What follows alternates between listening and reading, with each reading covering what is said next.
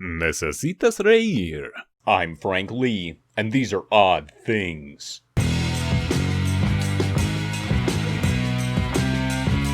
This odd thing was brought to my attention by a lot of people on the internet. Utah. Dun-dun-dun-dun. In the middle of the Utah desert, a mysterious monolith boggled minds for over a week. Dun-dun-dun-dun. Upon hearing these reports and watching these videos, I knew I had to investigate. So, I made my way down to the Beehive State. Dun-dun-dun-dun. Since travel is heavily restricted on the roads, I decided I was going to jump into the Colorado River on my paddleboard and make my way down to Moab. Dun-dun-dun-dun. After arriving an hour and a half later, I headed to the Dun-dun-dun-dun. Bureau of Land Management to figure out where the monolith was. Dun-dun-dun-dun. And I politely asked them, "What do you know about the monolith?" They told me that they weren't allowed to divulge any information about the whereabouts of this monolith simply because they wouldn't want it vandalized, stolen, or otherwise harmed as it is private property. I politely informed them that my intentions were pure and that I would never do anything to damage another national landmark that has just recently been discovered. After a heated exchange of unprovoked insults, I decided I was going to make my way myself. So, after some in-depth Google research, I found the exact GPS coordinates of the monolith. Dun-dun-dun-dun. This metallic monolith would now be the focus of my attention for the next 3 days. I headed over to an adventure store to see if I could pick up some snacks. After I explained to them my endeavor, they told me that it was too dangerous for an amateur as myself to go alone. I politely informed them that I spent the first 7 years of my life being raised by coyotes in the middle of the Sonoran Desert, and that this trek would be an afternoon walk. After another sudden exchange of unprovoked insults, I decided I was going to be on my way. It took me an hour and a half to get there, simply because I stopped to smell the desert flowers and eat some cactus. Dun-dun-dun-dun.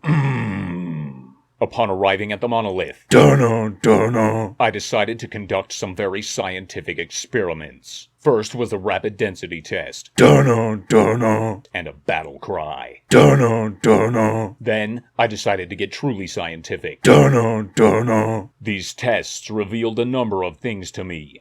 First off, the taste test showed me that it was metal. Second, the rapid density test showed me that it was hollow. I observed also that it only has 3 sides. This is my artistic representation of what it would look like from the top. Dun-dun-dun-dun. My first thought was that it was aliens. So, I called in my friend, Ray Gunn.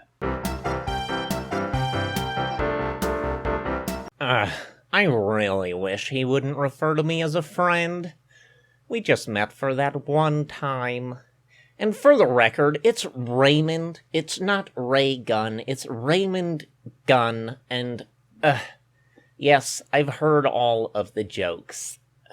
Anyway, on the subject of the monolith. So, honestly, I agree with the other assessments that it is, in fact, just a piece of modern artwork that someone shoved out in the middle of the desert a long time ago because their spouse just wasn't happy with it, okay?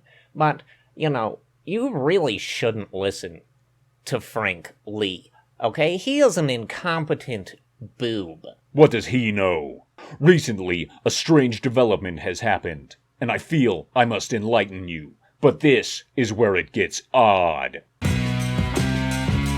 CNN recently reported that the monolith had gone missing, so I must politely inform you that I took it home. Dun-dun-dun-dun. Upon discovery of how the rivets came apart, I tore it down, stuck it in my rucksack, and I carried it back. For evidence, this is the picture I just took with my Polaroid camera. Dun-dun-dun-dun. As you can see, the monolith is in my backyard, and I will be keeping it forever. I'm Frank Lee, and these have been Odd Things. As always, have a wonderful day.